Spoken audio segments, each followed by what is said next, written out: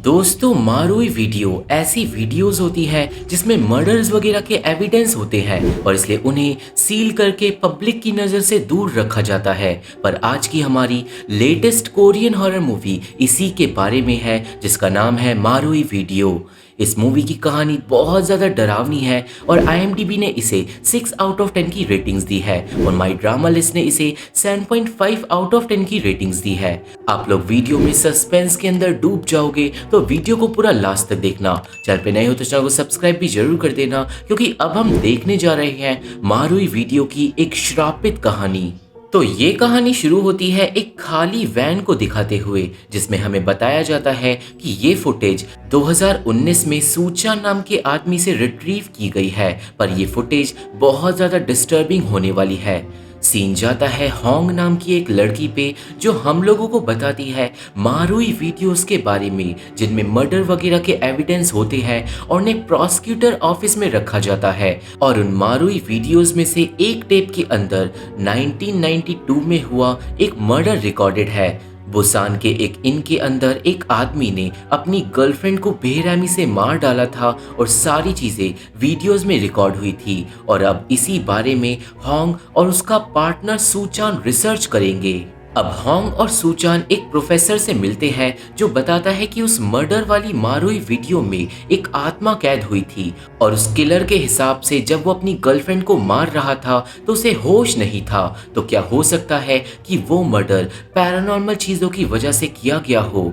इस बात का पता लगाने के लिए सूचान और होंग को वो मारुई टेप को ढूंढना पड़ेगा और इसलिए वो जाते हैं बुसान पुलिस सेंटर। वहां से उन दोनों को पता चलता है कि वो मारुई टेप कहाँ पे स्टोर्ड है, जिसके बाद वो दोनों जाते हैं बुसान प्रोसिक्यूटर ऑफिस के अंदर। वहां के एविडेंस स्टोरेज की सीलिंग काली पड़ी हुई थी क्योंकि वहां पे बहुत ज्यादा नेगेटिव शक्तियां थी। खैर सूचान और होंग को पता चलता है कि पुराने क्लोज्ड केसेस के एविडेंस को नष्ट कर दिया जाता है और इसलिए हो सकता है कि वो मारुई टेप भी नष्ट कर दी गई हो। ये बात पता चलने के बावजूद भी वो दोनों टेप को ढूंढने की कोशिश करते हैं पर उन्हें टेप नहीं मिलती। और अब सूचान फैसला करता है कि वो अपनी इस पूरी इन्वेस्टिगेशन को डॉक्यूमेंट्री में शूट करेगा और यहाँ से शुरू होती है एक खौफनाक श्रापित कहानी। अब आगे उस मारुई टेप को ढूंढने के लिए सूचान और होंग जाते हैं उस आदमी के घर पे जिसने 1992 में उस मर्डर केस को इन्वेस्टिगेट किया था। अब वो इन्वेस्टिगेटर तो मर गया था पर उसकी माँ जिंदा थी। सूचान इन्वेस्टिगेटर की माँ से मारुई टेप के बारे में पूछता है और उसकी माँ उन दोनों को अपने बेटे का सारा सामान दिखा देती है। सामान के अंदर होंग को द इन मर्डर केस की फाइल्स मिल जाती है जिसके अंदर फोटोज और वो मारुई टेप मौजूद थी।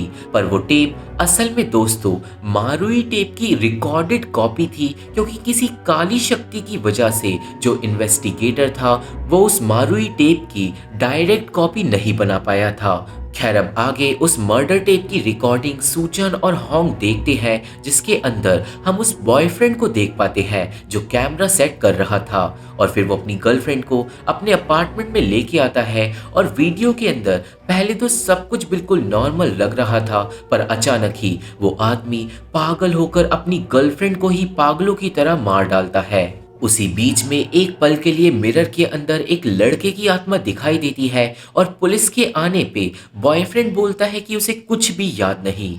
हमें पता चलता है कि बॉयफ्रेंड ने जेल के अंदर खुदकुशी कर ली थी और अब आगे सूचन और होंग का मकसद था विक्टिम की फैमिली से बात करने का। पर विक्टिम की फैमिली उन दोनों को इंटरव्यू देने से मना कर देती है। वो दोनों अब दोंगसंग जंग इन पे जाते हैं जहाँ पे मर्डर हुआ था और उस अपार्टमेंट के अंदर इन्वेस्टिगेट करते हैं जो बिल्कुल खंडर पड़ा था। वो लोग उस अपार्टमेंट के अंदर कैमरा वगैरह लगा देते हैं और वो नजर रखते हैं कि कहीं अपार्टमेंट के अंदर कुछ पैरानॉर्मल चीजें तो नहीं हो रही। इसी के साथ वो लोग आस पड़ोस के लोगों से भी मर्डर्स के बारे में पूछते हैं और उन्हें पता चलता है दोंगसंग जंग इनके मालिक के बारे में जिसके साथ एक दुर्घटना घटी थी। हमें पता चलता है कि इनका मालिक पहले आर्मी रेजिडेंट में रहता था जहाँ पे कुछ लोग मारे गए थे जिसके बाद आर्मी रेजिडेंट को बेचकर उसने दोंगसंग जंग इन को खरीद लिया था और वो उस इन के टॉप फ्लोर पर ही रहता है।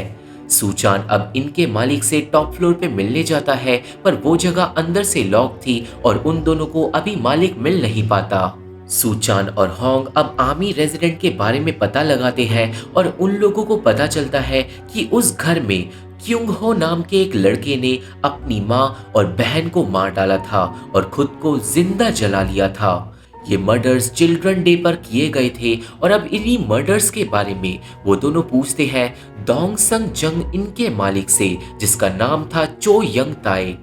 चो यंग ताए बताता है कि आर्मी रेजिडेंट में वो काम करता था जब क्युंग हो ने अपनी माँ और बहन को मार डाला था। क्युंग हो का बाप एक वेलफेयर सेंटर में सालों पहले ही मारा गया था और फैमिली के मरने के बाद वो घर चो यंग ताए ने बेच दिया था। अब यहाँ पे सूचान की थ्योरी थी कि वो मिरर वाली आत्मा असल में क्युंग हो की है, पर वो आत्मा आर्मी रेजिडेंट से दंग संग जंग इनमें क्या करने आई ये किसी को समझ नहीं आता और इस बात का पता लगाने के लिए वो लोग जाते हैं खंडर आर्मी रेजिडेंट के अंदर। उस घर के अंदर सब कुछ टूटा हुआ था और छानाबीनी करने पे होंग को मिलती है क्युंग हो की एक फोटो और फोटो को देखने पे कंफर्म हो जाता है कि शीशे वाली आत्मा क्युंग हो की ही थी। वो लोग अब उस घर में भी कैमरा वगैरह सेट कर देते हैं और पड़ोसियों से पूछताछ करते हैं। पूछताछ में सब लोग उस घर को भूतिया घर बताते हैं और बोलते हैं कि घर के अंदर से अजीब अजीब आवाजें रात के टाइम आती रहती है। इसी सब के बीच में किम नाम की एक लड़की उन दोनों को कांटेक्ट करती है जो क्युंग हो की बहन चोमी की दोस्त थी।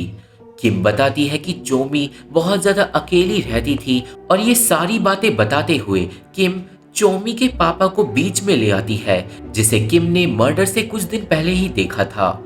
ये बात सूचान और होंग को कंफ्यूज कर देती है क्योंकि चोमी और क्युंग हो का पापा तो वेलफेयर सेंटर में मारा गया था, तो आखिरकार किम किस मिस्टीरियस आदमी की बात कर रही है।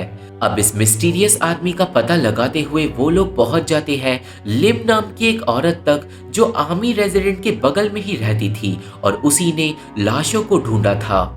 लिम की बातों से अब उन दोनों को पता चलता है कि पुलिस के हिसाब से क्युंग हो ने ही मर्डर करे थे, पर एक र्यूमर के हिसाब से किलर कोई और है और वो और कोई नहीं वही मिस्टीरियस आदमी है जो मर्डर्स के बाद गायब हो गया था।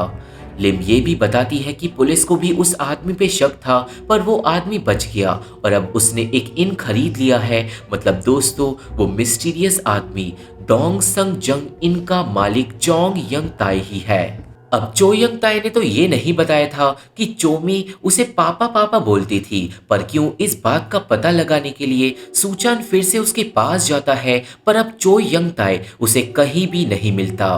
खैर अब आगे वो लोग पकड़ते हैं डिटेक्टिव चॉय को, जिसने आर्मी रेजिडेंट के मर्डर्स को इन्वेस्टिगेट किया था। अब यहाँ पे डिटेक्टिव से हमें पता चलता है कि क्युंग हो दिमागी तौर से पागल था और चो यंग ताए असल में दोनों बच्चों का नहीं सिर्फ चोमी का पापा था। कहने का मतलब जब क्युंग हो का पापा वेलफेयर सेंटर में मारा गया था तो क्युंग हो की माँ ने चो यंग ताए से अफेयर चला लिया था और फिर पैदा हुई थी चोमी। पर बात इतनी सी नहीं है क्योंकि दोस्तों असल में चो यंग ताए क्युंग हो के पापा का जुड़वा भाई था। अब चो यंग ताए के नाम पे कोई भी सबूत नहीं था और इसलिए वो बच गया था, पर मर्डर्स के बाद चो यंग ताए सदमे में था और उसे अपना नेशनल आईडी नंबर भी याद नहीं था। मतलब कहानी में अभी भी मिस्ट्री बाकी है। चो यंग ताए पे अब नजर रखने के लिए सूचान डोंग संग जंग इनके अंदर भी कैमरे वगैरह लगा देता है और अब अगले दिन मारुई वीडियो में एक नई चीज सामने आती है। एक अजीब आवाज वीडियो में रिकॉर्डेड थी जिसे ध्यान से सुनने पे सुनाई देता है फादर।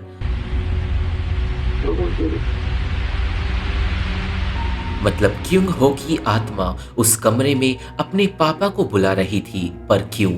कहने का मतलब क्युंग हो का पापा तो वेलफेयर सेंटर में मारा गया था, तो आखिरकार क्युंग हो अपने पापा को चो यंग ताए के घर में क्यों ढूंढ रहा था? ये बात पूरी टीम को कंफ्यूज कर देती है। खैर अब कुछ दिन बाद सूचान की टीम को आर्मी रेजिडेंट के पास हुआ मिलता है एक रिचुअल। उन लोगों को पता चलता है कि वो रिचुअल एक नई नवेली शमन ने किया है और अब सूचान उस शमन से मिलने के लिए जाता है।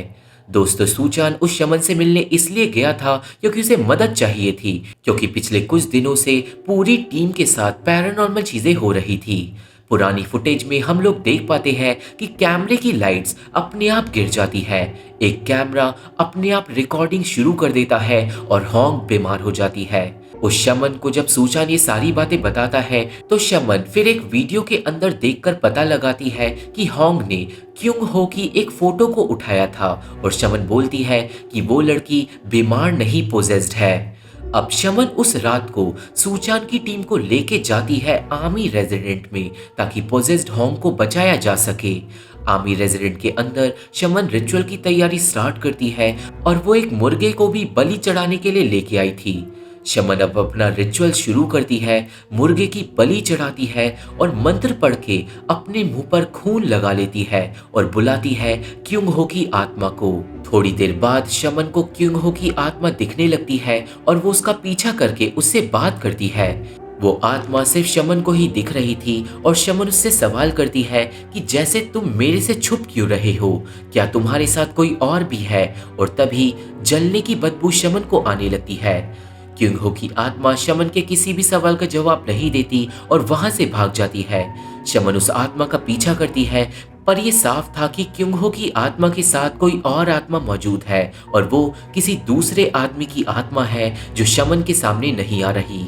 शमन अब आत्मा के पीछे भागकर ऊपर के फ्लोर पर चले जाती है पर तभी घर के बाहर से हथौड़े पीटने की आवाज आने लगती है और जब वो लोग बाहर जाकर चेक करते हैं तो किसी इंसान ने मेन गेट पे कीले ठोक दी थी। मतलब दोस्तों उन लोगों पे कोई नजर रखे हुए है।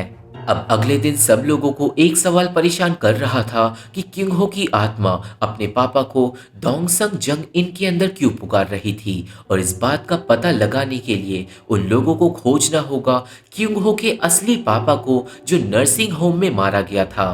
सूचान अब अपनी टीम के साथ जाता है उस नर्सिंग होम में जहां पे पता चलता है कि क्युंग हो के पापा का नाम था ब्यूंग सुन। पर दोस्तों नर्सिंग होम वाले बताते हैं कि ब्यूंग सुन गायब हो गया था, वो मारा नहीं गया था। मतलब हो सकता है कि ब्यूंग सुन अभी भी कहीं जिंदा हो।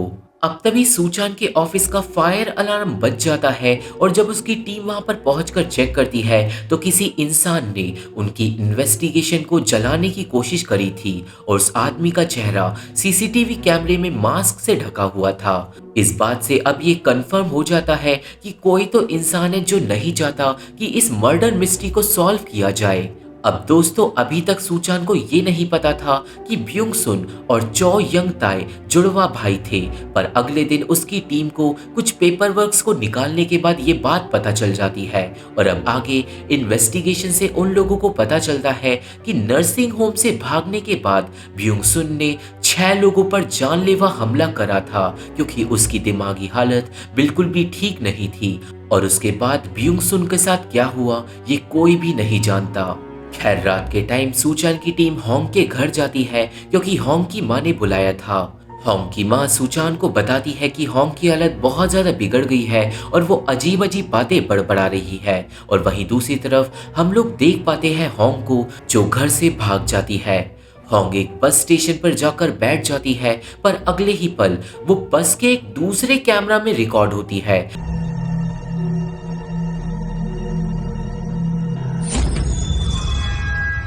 मतलब दोस्तों होंग को अब क्युंग हो की आत्मा ने पूरी तरीके से पोजेस कर लिया है। सूचान अब होंग के लिए परेशान हो जाता है क्योंकि होंग कहीं भी नहीं मिल रही थी, पर तभी एक आदमी का कॉल आता है जिसने आर्मी रेजिडेंट के अंदर किसी लड़की को जाते हुए देखा था। सूचान अब तुरंत ही आर्मी रेजिडेंट पहुंचता है जहां पे घर की एक दीवार के पास होंग नेकेड हालत में खुदाई कर रही थी। सूचान तुरंत ही होंग को संभालता है जिसके बाद पोजेस्ड होंग बोलती है कि वो किसी चीज को ढूंढने के लिए वहां पर आई थी, पर क्या ये उसे खुद भी याद नहीं। होंग को अब अगले दिन हॉस्पिटल में एडमिट करा दिया जाता है जहां पर उसे पूरा टाइम जलने की बदबू आती रहती है। सूचान अब इस बारे में शमन से बातें करता है और शमन बताती है कि क्युंग हो की आत्मा किसी चीज को ढूंढ रही है और शायद इसलिए ही उसने होंग को पोजेस कर लिया है। शमन के हिसाब से होंग का एक्सोर्सिज्म करना होगा वरना वो आत्मा होंग को मार डालेगी। अब अगले सीन में शमन बहुत सारे लोगों को बुलाकर होंग का एक्सोर्सिज्म करती है जिसमें होंग को पहनाया जाता है क्युंग हो का एक जैकेट और उसकी आत्मा को पूरी तरीके से होंग के शरीर पे कब्जा करने के लिए इनवाइट करा जाता है।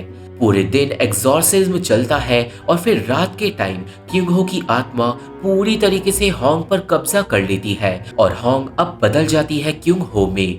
अब शमन क्योंग हो से पूछती है कुछ सवाल, पर सवाल का जवाब ना देते हुए क्योंग हो शमन के हाथ को बुरी तरीके से काट लेता है, जिसके बाद अचानक ही क्योंग हो शमन के सामने बुरी तरीके से फूट फूट कर रोने लगता है और शमन समझ जाती है कि जो क्योंग हो की आत्मा है वो बहुत ज्यादा दुखी है किसी चीज को लेकर। और फिर पोजेस्ड होंग को शमन रोने के लिए बोलती है।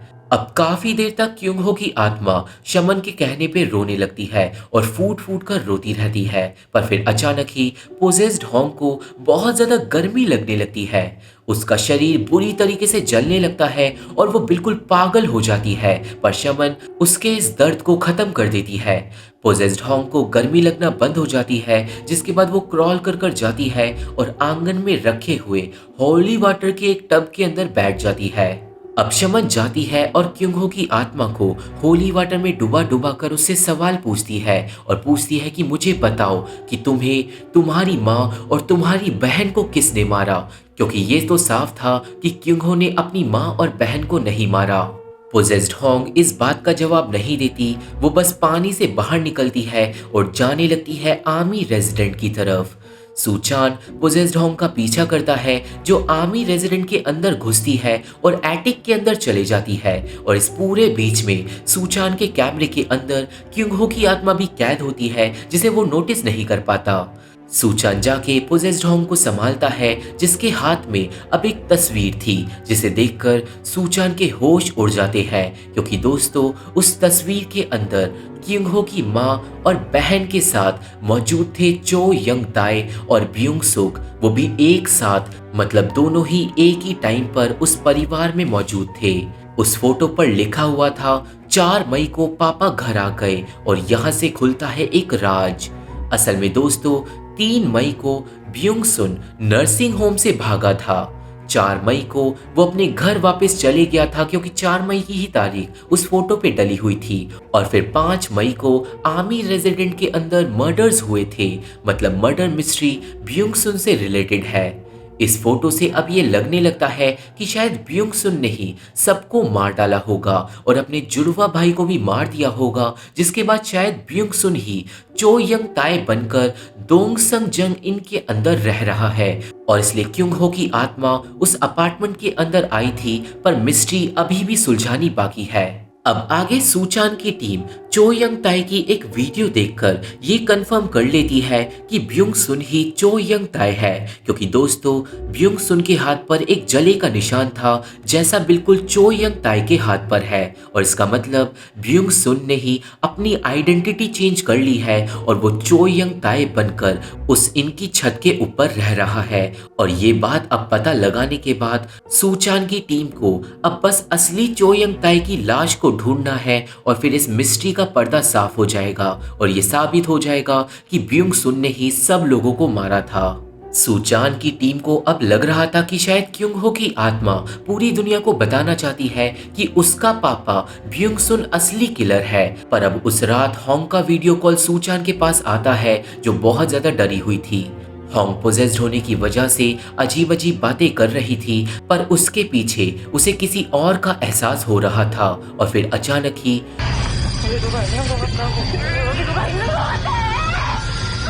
कोई शक्ति होंग का गला पकड़ लेती है और होंग चिल्लाने लगती है। सूचान तुरंत ही अपने 2 दोस्तों के साथ होंग के घर के लिए भागता है, पर जब वो लोग होंग के घर पहुंचते हैं तो दरवाजा खुला हुआ था और होंग गायब थी। पूरे घर में खून ही खून पड़ा हुआ था और सीसीटीवी को देखने पे उन लोगों को पता चलता है कि होंग ने अपनी पालतू बिल्ली को ही पोजेस्ड हालत में मार दिया, जिसके बाद वो घर से भाग गई। अब सूचान का दिमाग बहुत ज्यादा खराब हो जाता है और तभी वो देखता है कि होंग के कमरे की एक सीलिंग काली हो रखी है और उस कमरे के अंदर घुसकर सूचान को मिलती है मारुई वीडियो की ओरिजिनल कॉपी, जो होंग को कहां से मिली कोई भी नहीं जानता। उस श्रापित वीडियो की वजह से ही सीलिंग काली पड़ी हुई थी और अब सीसीटीवी को चेक करने पे वो लोग होंग को देख पाते हैं, जो घर से भागकर ऑब्वियसली जाएगी आर्मी रेजिडेंट के अंदर।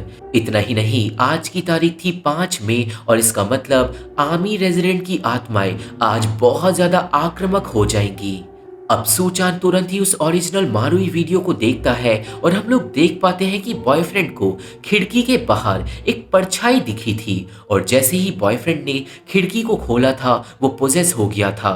उसे भी फील होने लगा था जैसे वो जल रहा है और उसके बाद ही उसने अपनी गर्लफ्रेंड को मार डाला था। मतलब दोस्तों, अब हॉन्ग भी किसी का भी मर्डर कर सकती है। इतना ही नहीं, वो बॉयफ्रेंड पोजेस्ड हालत में एक टेंपल के पास पहुंच गया था और सूचान को अब लगने लगता है कि शायद पोजेस्ड हालत में हॉन्ग भी उसी टेंपल के पास गई होगी। सूचान अब तुरंत ही अपने 2 दोस्तों के साथ उस टेंपल पे पहुंचता है जहां पे उनकी गाड़ी रुकते ही उनके सामने आता है एक घायल मंक जो किसी से बच के भाग रहा था और हम लोग समझ ही सकते हैं कि वो बच के भाग रहा था पोजेस्ड हॉन्ग से। सूचान का अब एक दोस्त गाड़ी से निकलकर हॉन्ग को ढूंढने के लिए जाता है और जंगल में थोड़ी ही दूर उसे मिल जाती है डिमोनिक हॉन्ग।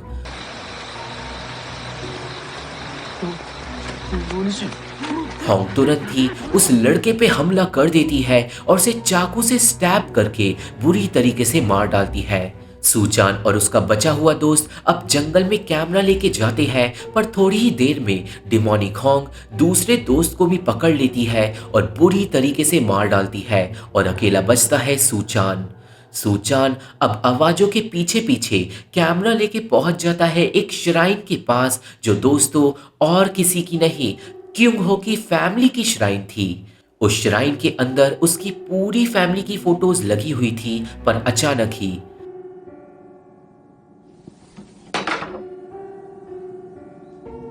डिमोनिक हॉन्ग का खून से लथपथ हाथ एक जगह से निकलता है और क्युंग हो की फोटो को गिरा देता है। ये देखकर सूचान की सांसें अटक जाती है, पर डिमोनिक हॉन्ग उसी जगह पर बैठकर मांस को कच्चा खा रही थी। अचानक ही श्राइन के अंदर अब सारी फोटोज गिर जाती है और डिमोनिक हॉन्ग सूचान पे हमला कर देती है। सूचान किसी तरह बच के भागता है, पर एंड में वो जंगल में गिर जाता है, जिसके बाद दोस्तों सूचान गायब हो जाता है। अब यहाँ पे एक कैमरा डिमोनिक हॉन्ग को शूट करता रहता है जो अब कुछ बातें बोलती है और मिस्ट्री हमारी पूरी की पूरी सॉल्व होना स्टार्ट होती है। डिमोनिक हॉन्ग एक जगह घूरे जा रही थी और बोल रही थी, फादर फादर, आपने अपने परिवार को क्यों मारा? आपने हमारे साथ ऐसा क्यों करा? आपके लिए मैं कितने दिनों से इंतजार कर रहा था और आपने घर आते ही सबको क्यों मार डाला? डिमोनिक हॉन्ग की ये सारी बातें सुनने के बाद हम लोग अब अच्छी तरीके से समझ जाते हैं कि ब्यूंग सुन ने ही अपने पूरे परिवार को मार डाला था और अब डिमोनिक हॉन्ग किसी को चाकू मार देती है जो और कोई नहीं ब्यूंग सुन ही था। पर वो श्राइन पर कैसे पहुंचा ये हमें अगले दिन पता चलेगा। अब रात के खौफनाक सन्नाटे के बाद अगले दिन पुलिस को श्राइन के पास से सूचान के 2 दोस्त और ब्यूंग सुन की लाश मिलती है। सूचान गायब हो गया था और हॉन्ग घायल हालत में थी, जिसे पुलिस वाले हॉस्पिटल पहुंचा देते हैं।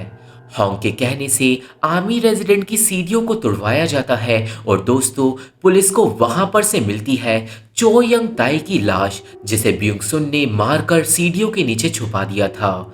हमें पता चलता है कि ब्यूंग सुन अपने बेटे की श्राइन को हर रात विजिट करता था और इसलिए वो 5 मई की रात को भी श्राइन पर मौजूद था, पर वहां पर डिमोनिक हॉन्ग आ गई जिसको क्युंग हो की आत्मा ने पोजेस कर रखा था और फिर क्युंग हो ने सबको मार डाला और अपने पापा को भी मारकर अपना बदला पूरा कर लिया। खैर अब मूवी में आगे हॉन्ग हॉस्पिटल के अंदर भी काफी टाइम तक पोजेस्ड रहती है और उसे बिल्कुल भी याद नहीं था कि 5 मई की रात को क्या हुआ, पर पुलिस हॉन्ग को मर्डर के जुर्म में गिरफ्तार कर लेती है। खैर सूचान के साथ क्या हुआ ये हमें पता नहीं चलता, पर मूवी के लास्ट सीन में सूचान अपने ऑफिस में अजीब तरीके से खड़ा था और शीशे के अंदर उसे क्युंग हो की आत्मा घूर रही थी। दोस्तों मूवी में हमें ये भी बताया गया था कि क्युंग हो अपने पापा की तरह पागल था और इसलिए उसकी आत्मा इतनी ज्यादा ईविल है। पर दोस्तों आप लोगों को क्या लगता है सूचान के साथ उस आत्मा ने क्या किया होगा? मुझे कमेंट में जरूर बताना, क्योंकि मूवी यहीं पे खत्म हो जाती है। तो ये थी एक्सप्लेनेशन मारुई वीडियो मूवी की और मुझे आशा है कि आप सभी को ये कॉम्प्लेक्स मूवी समझ आ गई होगी और मेरी वीडियो पसंद आई होगी।